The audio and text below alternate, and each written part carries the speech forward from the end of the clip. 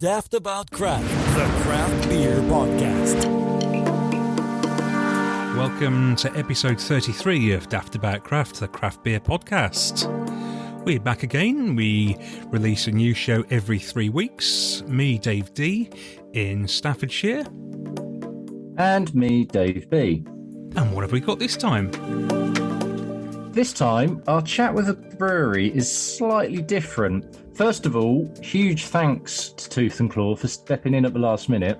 Now, they are based in Hartlepool, but they're a subsidiary arm of Cameron's, who are very traditional, quite large. Very large, in fact. Very large. Yet, they've got this little craft arm, which I'd certainly never heard of. And Dave, you were the one that you knew about these guys. Well, I came across them. We were in North Yorkshire last year, 2021. We went into a little bar called Signals in Saltburn on Teesside. They'd got this Tooth and Claw sour on tap. So I thought, yes, have some of that. Took a picture, put it on the Instagram, and they messaged me. And I went back to them and said, we'll have to get you on the podcast at some point. So a year later, here they are. Yeah, and we're going to be joined by Ryan the brewer to tell us what it's like to brew not only Tooth and Claw, but perhaps what it's like to be a small craft offering housed within a much larger organisation which sort of brews on a far more commercial scale. Commercial scale, thank you, yes.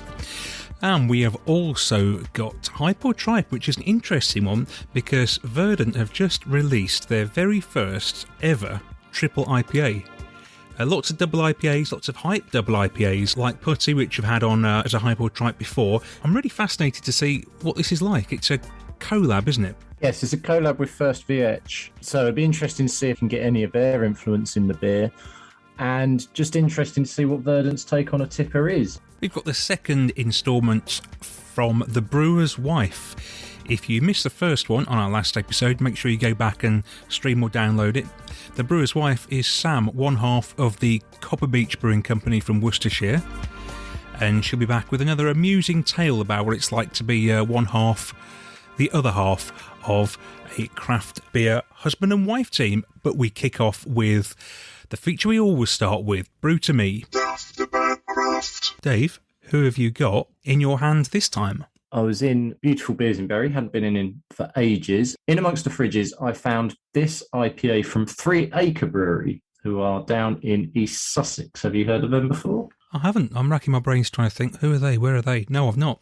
Well, no, nor had I. So, obviously, I had to have a can of it. And I've got a can. It is just called 3 Acre Brewery IPA, 5%. What do we know about these guys then? They started in 2018, 3 chaps. And interestingly, actually, 3 guys, Jamie, Chester and Peter, and they have a great respect for the outdoors, good beer and the British country pub. Now, the picture on the website of them all together, they're quite young guys, but they've got quite traditional roots. We specialise in cask beer and believe that there's nothing better than a pint of 3 Acre pulled from a pub tap. Does that mean your can's not going to be as good as that then?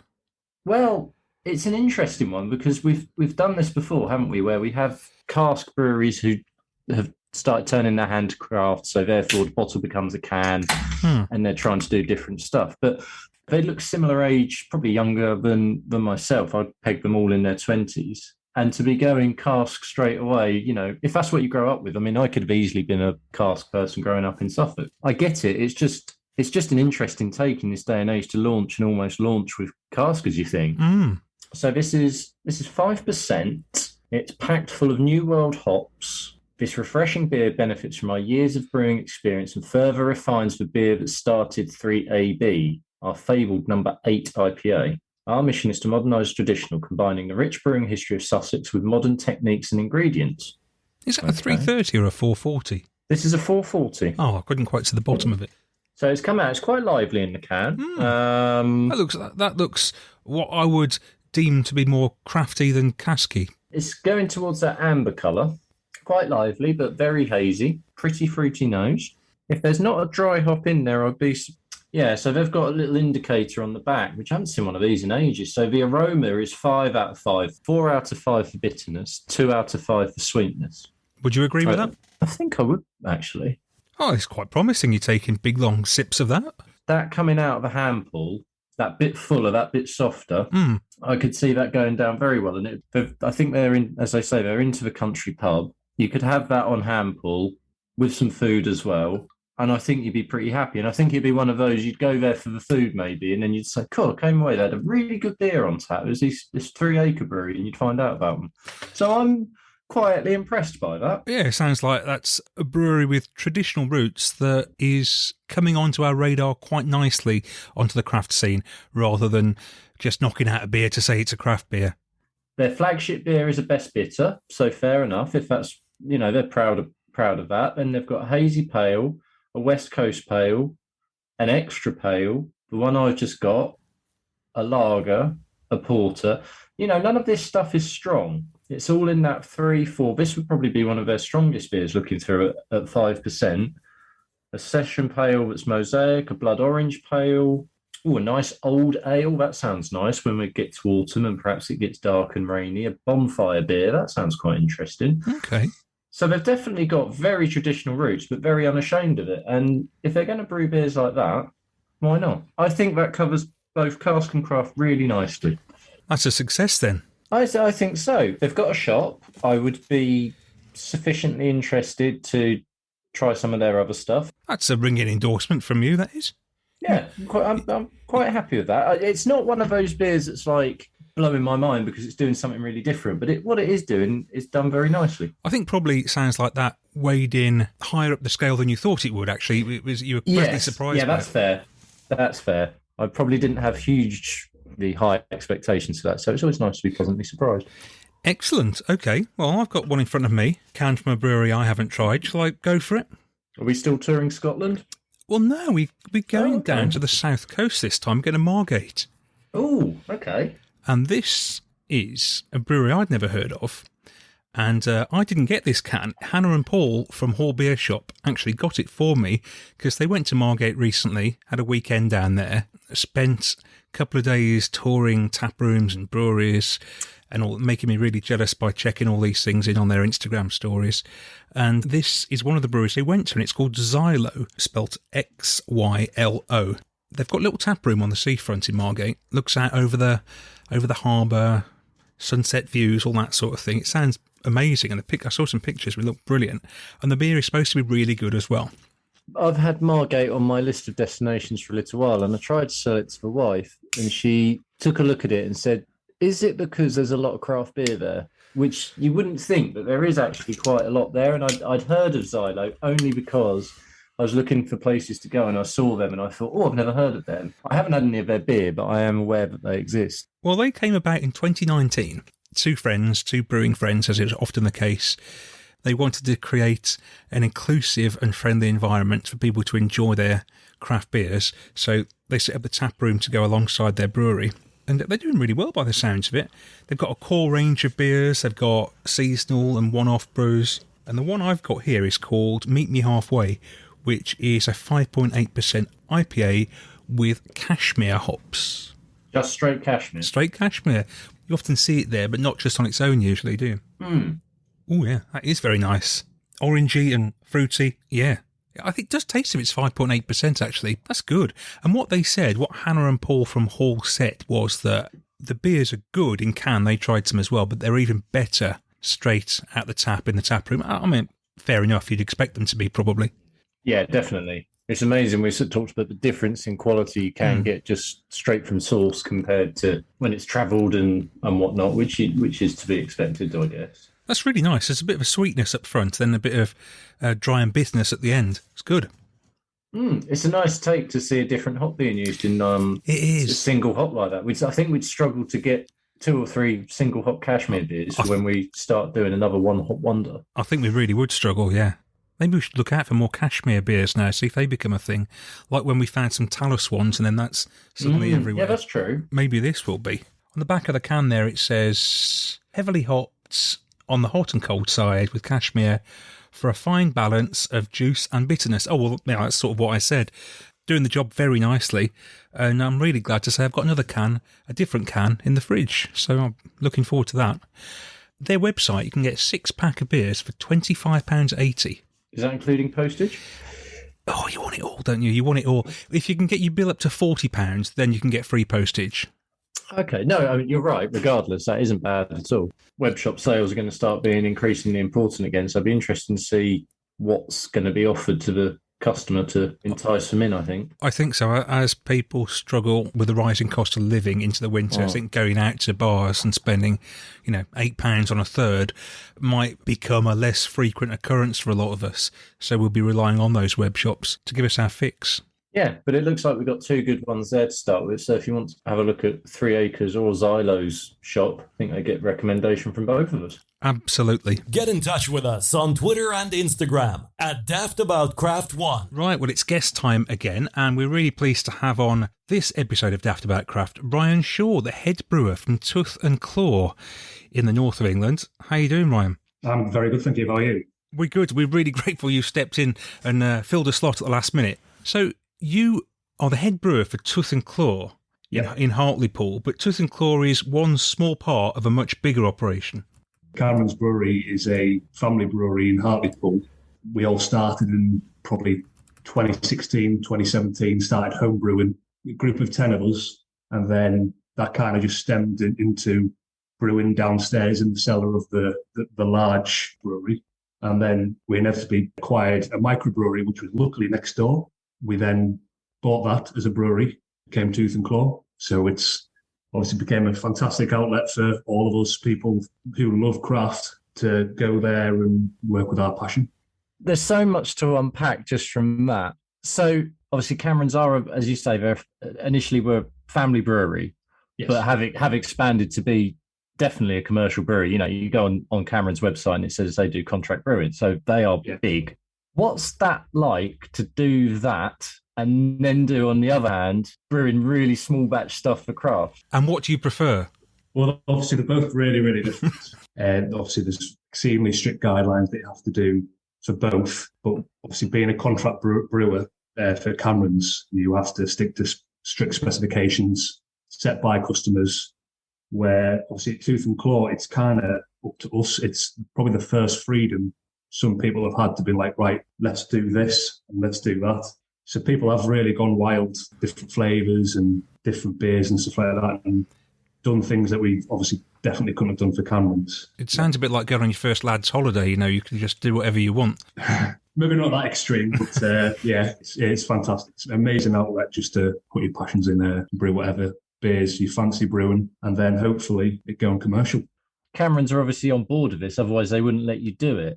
Fair play to them. Were they sort of very understanding and got that not everyone wants to get into brewing to do big contract orders all the time? You actually have this creative spark you want to fill. So when I first joined I think I joined Cameron's in 2015, I said, we need to start pushing some craft beer. It took probably until about 2018 for people to finally listen and like, oh yeah, like these people know what they're doing, they know what they're talking about, the home brewing, they're creating these fantastic beers, and let's give them this outlet. Obviously, there was a lot of trust to go out there, produce these smashing beers. We are very lucky to have that support. And also with people at Cameron's, there's a lot of clever people there as well. They're always a phone call away if we ever need a little hand, if anything, going wrong in the brewery or anything like that, they're always there to support us. And I guess you've got a bit of the best of both worlds with a financial climate like it is at the moment. You're a craft brewery, but with some cash and investment behind you, so you don't have to worry about rising electricity bills, water bills.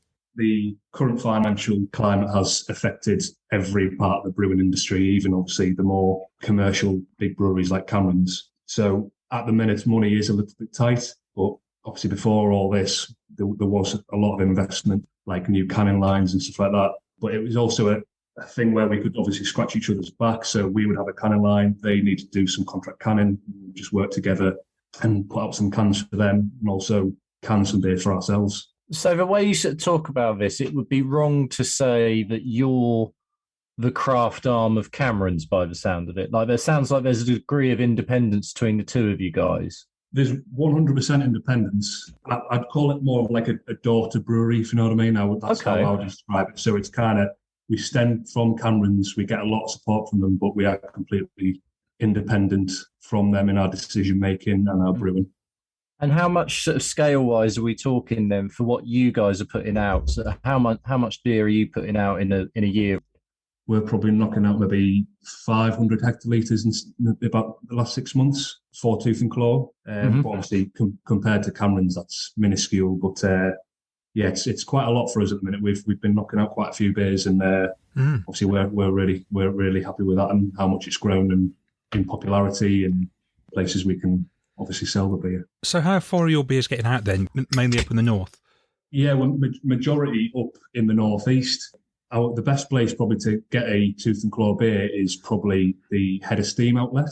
We have permanent residency with Head of Steam, so we've got our Wolf Pilsner permanent on tap in all Heads of Steam, and we also have cans and whatnot in the fridges, and so there is availability, but majority we are up in the northeast. So would you be looking to bring your cans and kegs further south? One of our biggest plans is to push cans, hopefully, in more of a UK market.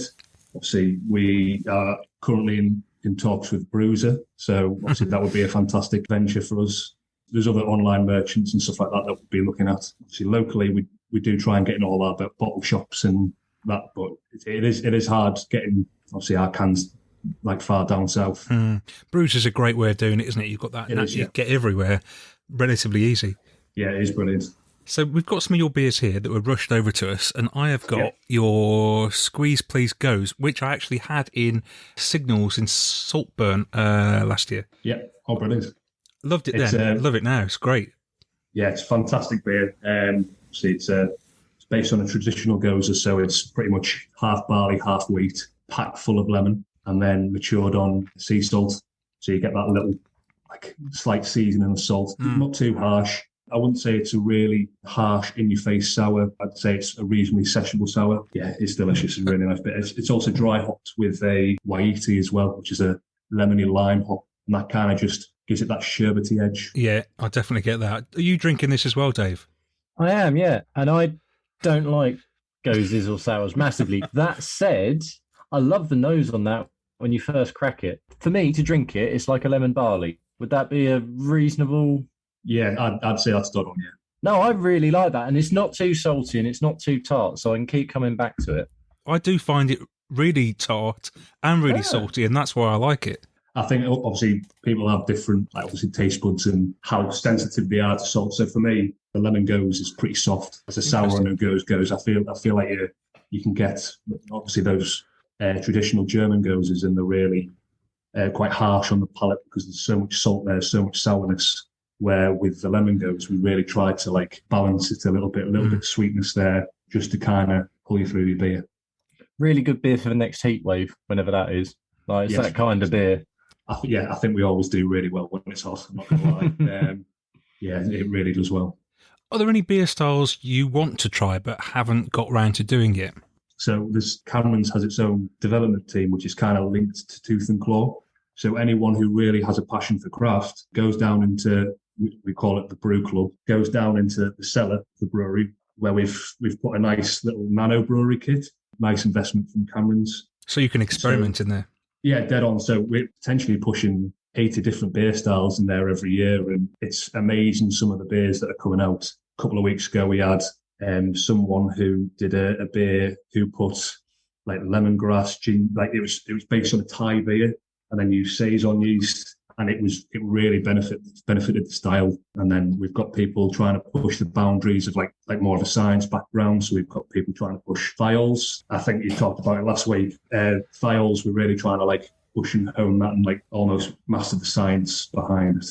So it is a fantastic outlet for us all to have access to and brew obviously what we want to do. And this is fascinating, isn't it? It's like it sounds like a right science lab down there with all sorts of experiments going on all the time.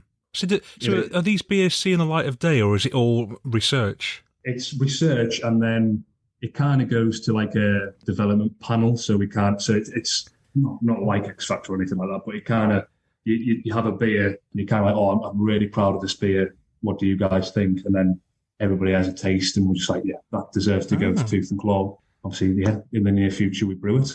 Is your fridge full of weird and wonderful beers that you've all been creating?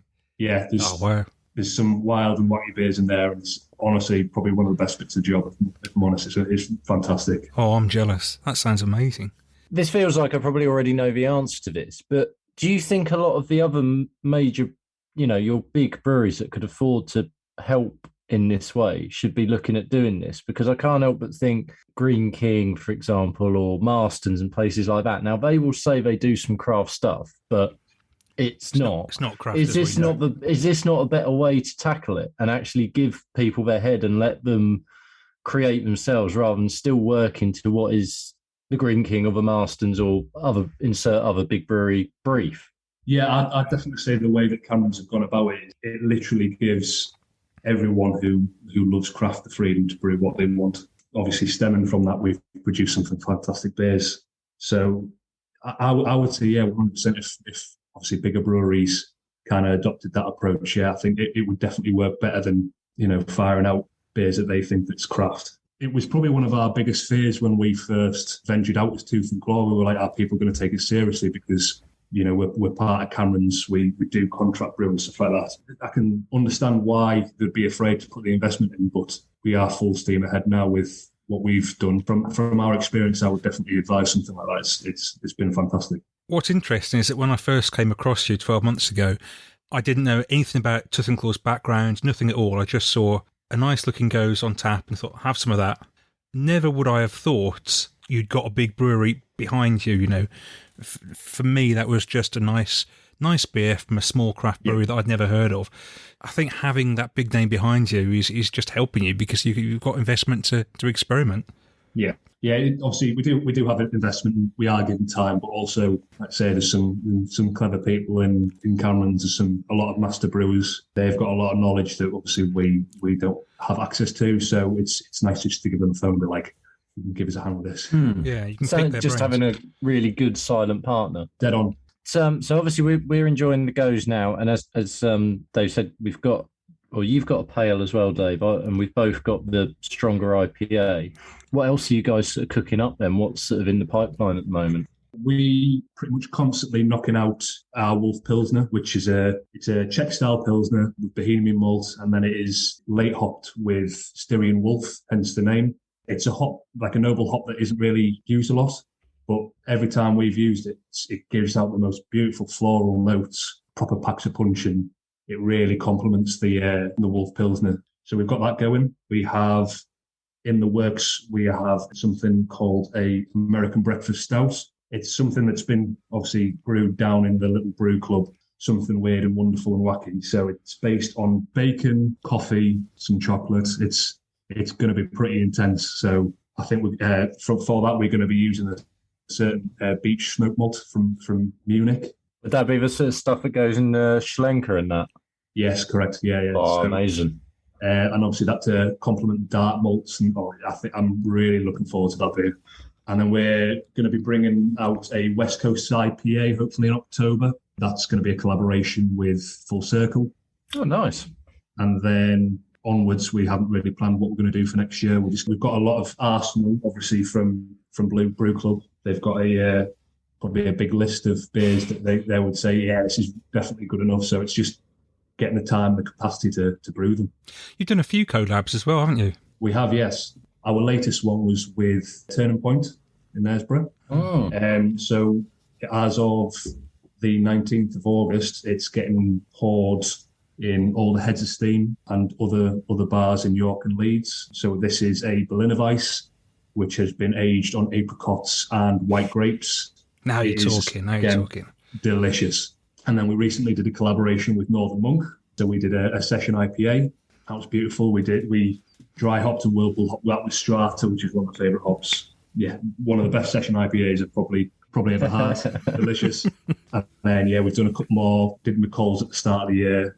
Did Salt. So, we've been pulling out a few collaborations, and we probably will be looking to do a few more next year. Superb. So your background in brewing, how did you get into it?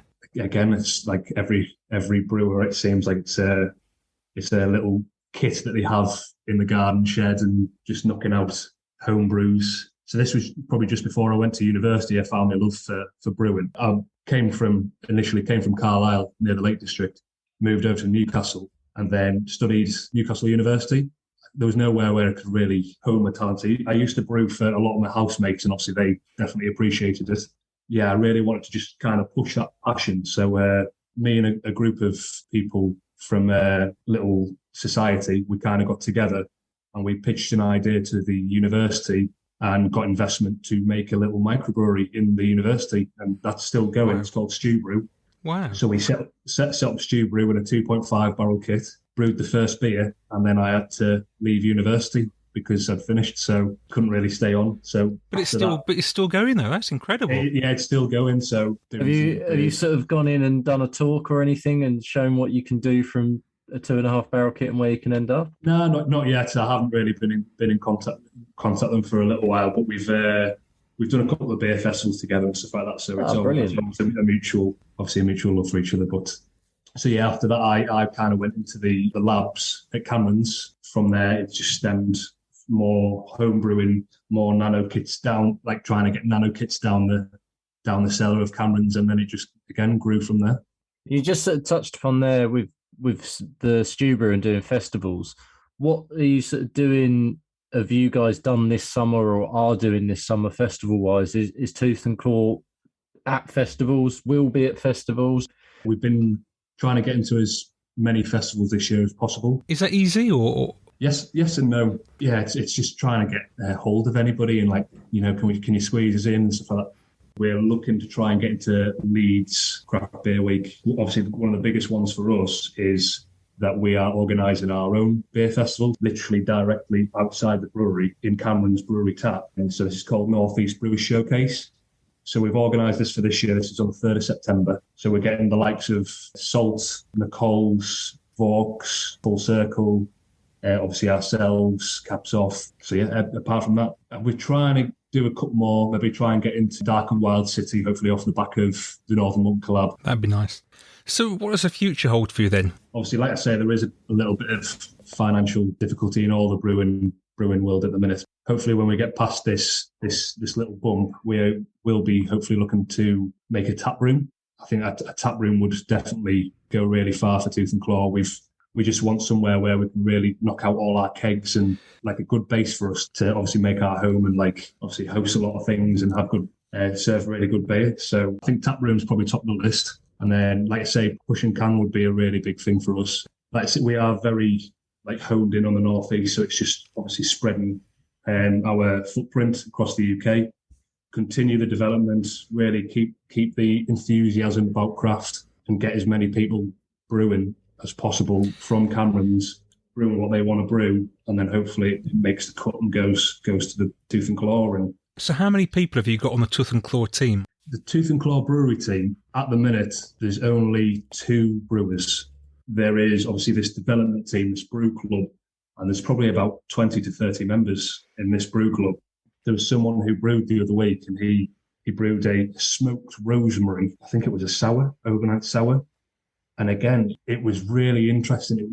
It's something I'd probably drink again as well. I don't know, it just had that like lammy, savoury note. It sounds really controversial, yeah, but it honestly, it worked. Really balanced out that like fruity sourness, and it was something I'd never ever experienced before, and it's probably something I definitely want to experience again. It was lovely. So when you have a beer, who are your go-to breweries? Who do you like to drink? Apart from Cameron's and Tooth and Claw, obviously. Yeah, it sounds bad, but I like to drink a bit of everyone, really. It's just trying to get as much. It's knowledge, isn't it? When you drink other people's beers, it's an ongoing experiment, isn't it? You're learning stuff all the time. It is, yeah. You are always learning with every pint. That's what I tell missus anyway. Yeah, but we try that as well. Yeah, but just obviously anyone knocking out fantastic beers. To be fair, anyone knocking out any beers, it's good to try and experience as much as you can through the beer world. As I say, long-term listeners to this will know I'm not huge on sours. I've polished that goes off really quickly. That's one of the nicest sour beers I've ever had. And we had sours on the last episode with Dolphin as well. And I think I'm going to have to accept that sours are actually really aren't bad at all.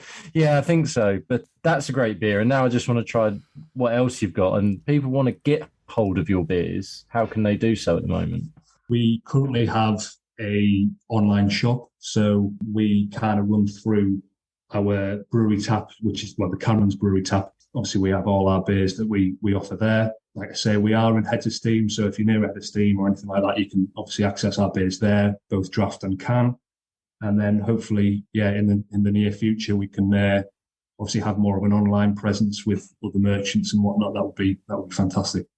I want to go and get another Tooth and Claw from the fridge. I polished mine off as well. That was excellent. Look, thank you so much for joining us, stepping in at short notice, getting the beers to us, and really interesting chat from a brewery model that we have never seen before on the podcast. We can generally see your enthusiasm as well for what you do and all the experimenting. It's really nice to see. Thank you very much for having us, and anytime. It's nice to spread the gospel of craft beer and whatnot, and obviously spreading the enthusiasm that we have at Tooth and Claw. I'll see you in the tap room next year. Yep, cross fingers. So we always ask ourselves what has been the favourite beer we've had since our previous episode, and we call that Tried and Tested. And as we sort of look through our lists and see what we've been enjoying, my favourite beer since the last episode is from Nothing Bound, Worcestershire Brewery. Got a lovely tap room that me and Dave visited recently, and then I went again the following week after we'd been, of course, and they'd got another new beer on. They do a great job up there getting these new beers out. There's always something new on, and this was a 6.1% New England IPA called Long Visit Wrong, and if you stayed for a long time in that tap room, it'd be very nice, but I think you might suffer the consequences afterwards because he has so many great beers. Long Visit Wrong. This was a Simcoe, Nelson Sauvin and Riwaka hopped beer. Brilliant colour in the glass, tasted superb, and I think it was the Riwaka doing a lot of the work there. Grapefruit, citrus, passion fruit, all those flavours were coming out. And that's one of those New Zealand hops that you don't see that much of in craft beer. I'd like to see more of it because that was superb. Thank you, Dave. What was your favourite beer? It's not going to be Nothing Bound, I wish is it had it? come from Nothing Bound as well, although I did really enjoy when we went there. The beers were really, really good and amazingly priced. When you can get 2/3 of a beer poured straight from the tap for £4 tops, probably. Yeah, probably. A lot of them are 3 somethings and halves were £2 something. Just brilliant. But the setting itself's amazing. And if you are in that area, it's a little bit off the beaten track, but if you are in the Worcestershire area, do seek it out because it's well worth a visit. Yes, going back to my favourite beer, funnily enough, it links back to the last episode where my brew to me came from Bull House, and my favourite beer out of the Bruiser box also turns out to be my tried and tested beer, which is their double IPA called Yamar, 8%, and this was just unashamedly sweet and fruity. That's how they describe it, and that's what it is. I actually remember you having this beer and then messaging me to say how good it was. Yeah. So it quite clearly has stuck in your memory. It's really orangey. It's sweet without being sickly sweet. It's sort of sticky fruit. Every so often, it's worth having something like that at 8%. And when it's done really well like that, it's really, really worth it. So that's Yamar by Bullhouse Brew Co. And if you do see any of it anywhere, I would recommend grabbing a can or trying it if you're seeing it on keg. So Bullhouse and Nothing Bound doing the business for us too on this occasion. If you've got a favourite beer that you've had recently you want to tell us about, grab hold of us on Instagram, drop us a message, and we'll give you a shout on the next episode, which is due out on September the 12th. Daftaboutcraft. So if you were listening to the last episode of Daftaboutcraft, you'll have heard that we started a brand new series called The Brewer's Wife. And The Brewer's Wife is Sam, one half of the Copper Beach Brewing Company in Kidderminster.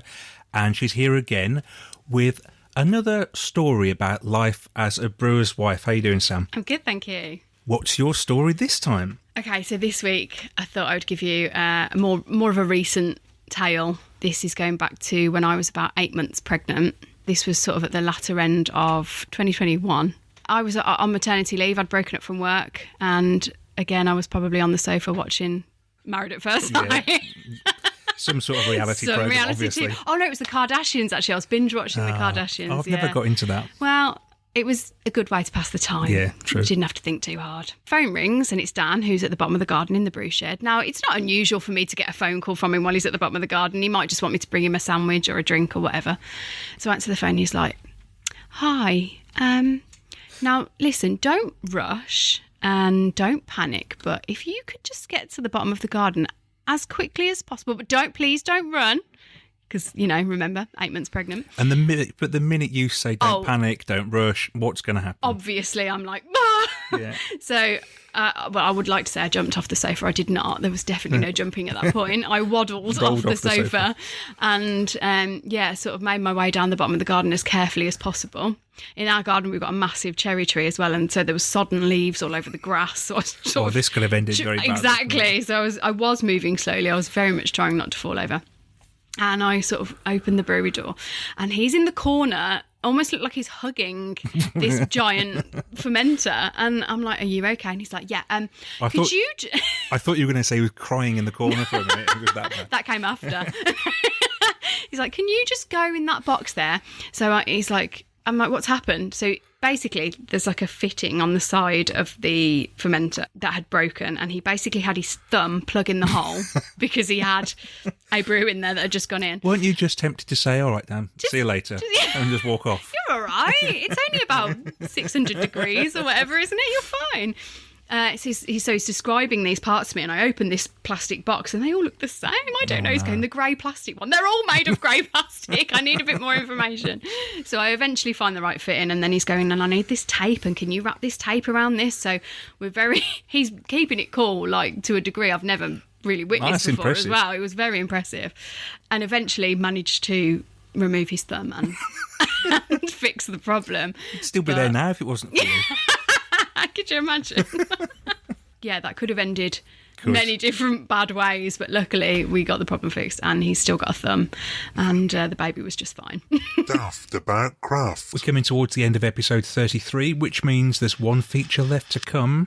And now it's time for Hype or Tripe. You all hyped up, Dave? Somewhat. I think I know what I'm going to get here. I don't think that's necessarily going to be bad, but I need it to be better than run-of-the-mill, basically. Is that because you paid £12.50 for this can? I didn't pay that quite that much, but I could do, yeah. The price tag weighs heavy, as we'll get into. Right, this episode's Hype or Tripe contender is from Verdant, the Cornish brewers who, amazingly, have never brewed a triple IPA before, but have just released their very first one. It's 10%, and it is a collaboration with a German brewery. And I think maybe the German brewery has had an influence on the can art, because it doesn't stand out on the shelf, does it, that can art, Dave? You would easily pass this by, actually, and even the alcohol percentage isn't sort of emblazoned across it. Not that it needs to be, but it doesn't stand out. Now, whether that's... I mean, it's minimalist, and the brewery that you alluded to that they collabed with, the First VH, I do study, well, I say study, I do Duolingo for German. That's why I left it to you, Dave, because I didn't do German. First is fine. It's the VH. I don't reckon, it almost looks Polish, the other word. I'm sure someone will tell me what it means. But anyway, that's who they've collabed with, and they're based in Berlin. And Berlin, I would naturally associate with sort of minimalism and stuff. And the can definitely lends itself to that. Does. What we have, as you say, is a 10% tipper. And I'm sorry, I'm trying to get excited about this. I'm struggling slightly. I hope the taste is going to make up for it all, because as we say, the can art doesn't do a lot. On the hot side here, we've got Cryo Citra, and the cold side, Citra Nelson Sauvin. So I'm thinking it's going to be quite fruity. Fruit explosion coming up. But then the Nelson Sauvin might make it a bit grapey and a bit, what's the word I'm looking for? Dry? It a bit, possibly, yeah, a little bit dry, so that it sort of rounds it off a bit and you keep going back in. That's what I'm expecting. Well, we both had a really good beer on our first segment on Brew to Me. We both really enjoyed the goes that we had with Tooth and Claw. Let's hope we're going to get a full house of craft goodness with this one. You've poured yours out, bright yellow in the glass. Bright yellow in the glass, kind of smells how you would think it would look as well. There's a Citra, and Nelson Sauvin makes it a little bit more of a bitter and oh my goodness, dry mate. nose. That is a huge fruit explosion, isn't it? Have you smelt it? It has got that sticky, veggie, verdant nose. It has, actually. So slightly. Not huge, not as much as, say, a putty or a track and field or something like that, but it is there. It's like there's loads of fruit there, then hiding beneath the fruit, there's like some onions and stuff. Which I think, and I stand to be corrected on this as well, comes from their own yeast. Yeah, I believe that is the case, yeah. because when we were in Worcester together, we did speak to Dan, and he was mentioning how hard it is to actually get hold of Verdant's own yeast at the moment. So they're just keeping it back for themselves. And just going back quickly before we get fully into this, as I say, I did come up and see you in Worcester, and we did go see Dan at Copper Beach and the unit that he has. And hopefully we're going to get lots of lovely Copper Beach beers coming through. But if you ever want to know and see how much goes into actually being a craft brewer on a scale outside of doing a bit of homebrew, find a local guy or girl or team and just see what goes into it, because it's insane. And trying to do this in this climate, hats off to him. And also while you're still doing a full-time job as well. Yeah, indeed. With a small baby as well, you know. Yeah, with a newborn as well, just for good measure. So yeah, it's incredible, isn't it? Not enough hours in the day, I don't think. We drink our beer and we like it or don't like it, and we give our opinions. But when you actually visit a unit like Dan's and you see everything that's going on, and there's new equipment coming in, and there's something being brewed over there and something else here, it's all going on, and there's so many things to contend with, as you saw, you know. Moving back to what we're doing now, and Hype or Tripe, I've just had my first sip of it.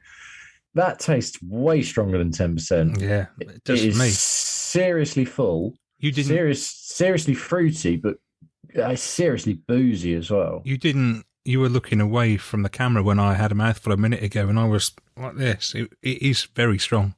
I'm actually prefer, if you're going to brew something this strong, make me know I'm drinking it. I don't need a 10% fruit juice. I mean, we're not saying that it is stronger than 10%, I'm sure it is, but a lot of beers you have these days, they're big ABVs, but don't always taste it. So we're used to knocking back 8-9% beer sometimes and not being aware that that's strong. You can't drink this without knowing it's that strong. No, not at all. And so for the peek behind the curtain, we're doing this on what would be definitely a school night for me. And it's late enough. So drinking this before trying to go to bed will be interesting. But also, I don't want to pour any of this away, because my can did cost me nearly £12, which I did bulk at, to be honest. I think, and especially as your can was significantly cheaper, and I have paid a little bit to support my local business, which I don't mind, but I can't help but feel that there's a big discrepancy. You got yours from a local bottle shop in Ipswich. I couldn't find anybody around here who was actually selling it, so I got it online, and I think I paid £8.50, was it? So, you know, what's that? That's £4 less than you. It is significant. I'm all for supporting local business, and it's not a knock on the local bottle shop who decided that this is what they felt they could charge, or I don't know, once they've had their cost of the travel and getting it in and the merchant cost, that's what it ends up being, so that they can make money as well. Fair enough. And I'm sure they'll sell the cans because people will buy it. But nearly £12 a can is an awful lot now. It'd always be an awful lot, but that's a hard sell. If we weren't doing this beer... You wouldn't be buying that, would you? No, not for that price. I might have bought it for your price, but if I'd have gone in that bottle shop and it had been there and I was just doing an order and I was like, oh, what's this? And they'd have gone, oh, better just say, that's nearly £12 a can, I would have put it back. Yeah. It's interesting, isn't it? Because when we had Jack on the podcast from Baron, he was saying, you know, he has no control over what bottle shops sell his beer for. One shop may charge £4.50, the next one may charge £7.50. And if they can sell the cans and they can make their money and the brewer makes their money, and then fair enough. Like, there's no issue with that. Is any can worth £12.50? I reckon I have probably had one or two beers out of all the beers I've ever drunk, which I would say would command that figure. Like, if it was available now, I'd pay it. Probably about two off the top of my head. This wouldn't be one of them. Not that this is a bad beer. It's good beer, actually. It's good. Now I've had a few more sips. The first sip, I was a bit, oh, goodness, this is strong. This is fruity. This is hit you over the head with all these different things going on at once. But now each mouthful is less and less surprising, because I've had the fruit, I've had the alcohol hit. I know what I'm getting on the next mouthful. Now it's settled down. I'd say the Nelson Sauvin actually is quite high in it. Quite a high concentration of it. I get quite a lot of that. I find it quite bitter. Interesting. I sort of find it sort of sticky, sweet. Definitely sticky, definitely sweet, because it's one of those that's slightly repeating on me. Then when it does that, it's quite sweet. I think that's quite dry. I like Nelson Sauvin though, because I find it quite dry and it seems to stand out in beers. I liked, and I hope they come back a little bit, Brut IPAs. I thought they were quite nice, but they were very short lived. Yeah, where are you with this beer then, Dave? What do you think? If I had been permitted only one mouthful of this beer, I wouldn't have liked it.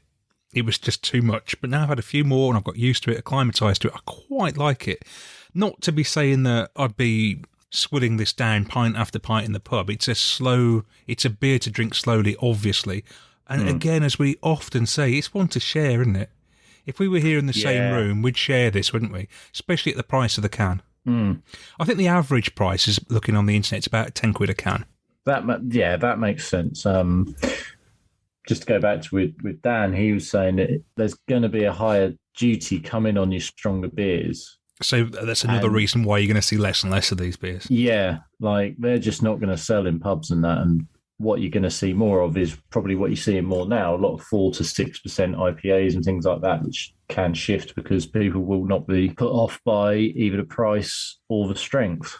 I don't know if I can say this is a hype beer. But can you say it's a tripe beer? I don't think you can. I don't think so.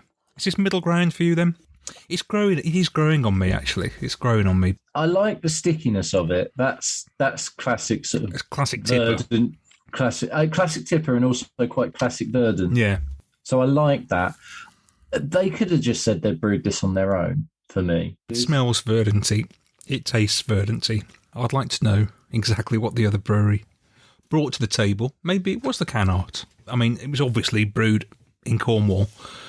It's an interesting thing, isn't it, about collabs? Everybody always says who does what influence do they have? Is it just an excuse to get together and have a few beers and a pizza?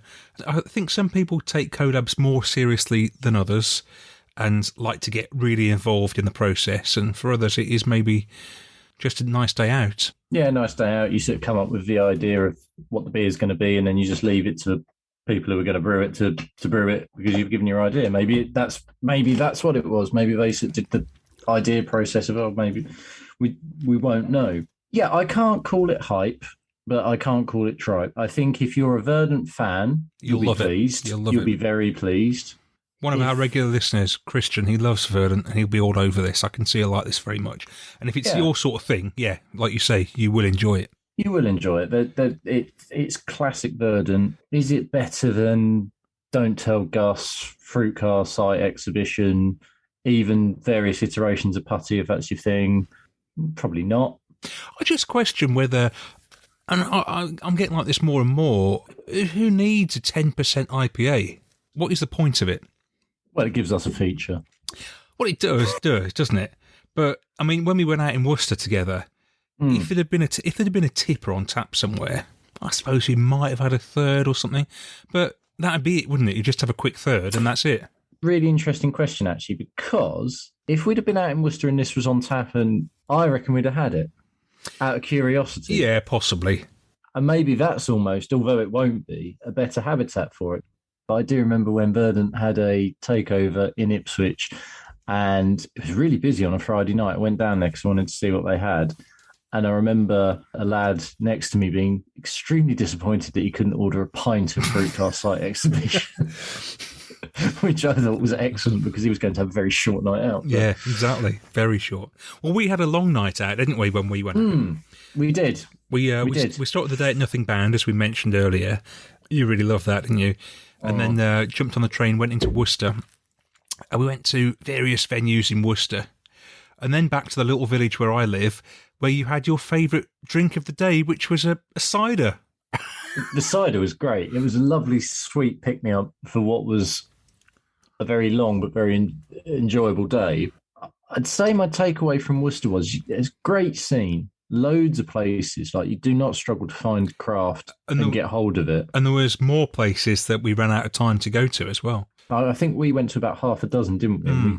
My criticism was I struggled to find anything interesting. But as you said just before we started recording, is that just because we're very, very picky now? Yeah. We're not your average customer, and the people listening to this aren't average customers. We're super nerds, super beer nerds, aren't we, who want a different thing every time. We're a completely different breed, really. We are, but to bang that drum, when you go to those places which do have a few lines, can you not almost set one aside just to pique those people's interest? A nerd line, yeah. A nerd line, sort of accept it might be a bit of a lost leader, but you will entice that person back probably more. If we'd have gone somewhere and there'd have been something really zany or from a brewery that I wasn't almost expecting to see. And again, I think this is the nerd in us talking. Like, I wasn't shocked that I went out and Sure Shot were on a tap, yet Sure Shot, well, they are available in cans in the same bottle shop that I got here. Seeing Sure Shot on a tap in Ipswich has already happened as well. So straight away, if you've got the sort of clout behind you, or you've got the impetus, you can get out there now nationally, it seems, and sort of get there straight away. And it's like, oh look, we've got another brewery. And this isn't like knocking Sure Shot. Actually, I've had a couple of their beers. They're good. We did one of theirs for Hype or Tribe as well. But it just sort of shows like once they get out, they can get everywhere. But what I want to see is something I've not seen before. You're right, actually. We didn't see many stouts, for example, did we? No, probably a good thing, because when we went, it was warm. Probably, yeah. And perhaps not the time of year as well. But that didn't used to be as big a thing. You could always get a stout. Yeah. You're right. Didn't really see anything. The pub that we ended up at, Dave, back in the village where I live, I went there again last weekend, and they'd got Oakham Citra on tap. Was that on keg or on ham? Yeah, Hample, yeah, cask. Yeah. And I've had Oakham Citra before, obviously, and it's all right. I think I had 5 pints of it because it was so easy drinking. I see now the allure of it. It was immense, really. For all that we're checkers and pickers, if I go somewhere and the atmosphere's right and you sit down, you're really enjoying it and the conversation's flowing, I will settle in and I'll go through 4, 5, 6 pints of the same thing quite happily for a night. But like when we did Worcester, that occasion was, right, we're going somewhere next, next. What have they got? And I think that was what, everywhere we went, there wasn't something that made us want to stay and have more than one, really. No, the cocktails were very good in the first place, though, weren't they? Supposedly so. Well, we didn't have one. We didn't. But no, our wives had one. They really enjoyed them. But I think they had. Did they have 3 in the end? Possibly. Anyway, getting back to this beer. Look, this beer. The more I drink it, actually, the more I like it. That's probably because it's 10%. I get the hype. I do get the hype. At the back of the hype train for me, and I think you're in the middle ground. Yeah, I struggle with this beer slightly. It's kind of done exactly what I thought it would do, in that it's well brewed. Yeah, we've had this beer before, haven't we? That's the thing. That's the problem. That's the nail on the head. And I have had this beer before and I'll have it again. It's no knock on the beer. It's a very competent triple IPA. Tastes good. Tastes verdanty. Thick, fruity, all the rest of it. We've had it before from other breweries and we'll have it again. Northern Monk recently finished the Equilibrium Vortex series, and the first beer of that is still one of my favourite ever beers, and I had that probably 3-4 years ago whenever it came out, and that's a superb beer. So petrol stuff. So you remember that from all those years ago. Will you remember this in 3 years? No, and that's why I can't say it's hype. Bit middle for me. Do you know what I think? We need to get some T-shirts printed with your face and a speech bubble saying, "It's fine." But it's all right. It's all right. It's okay. It's all right. It's all right. And that's not... I'm very damning with faint praise of this bit. I don't hate it at all. I will finish it, but I wouldn't have bought it if it wasn't for doing this. So if you're on the fence and thinking, do I really want this? And you've got a tenner spare, I reckon you can probably get 2 nice beers for about the same price, unless you really, really want to have this. You have been listening to episode 33 of Daftaboutcraft. Many thanks for taking the time to tune in to us. We'll be back in 3 weeks' time on Monday, the 12th of September. We'll catch you then. Cheers for now. Daftaboutcraft, the craft beer podcast.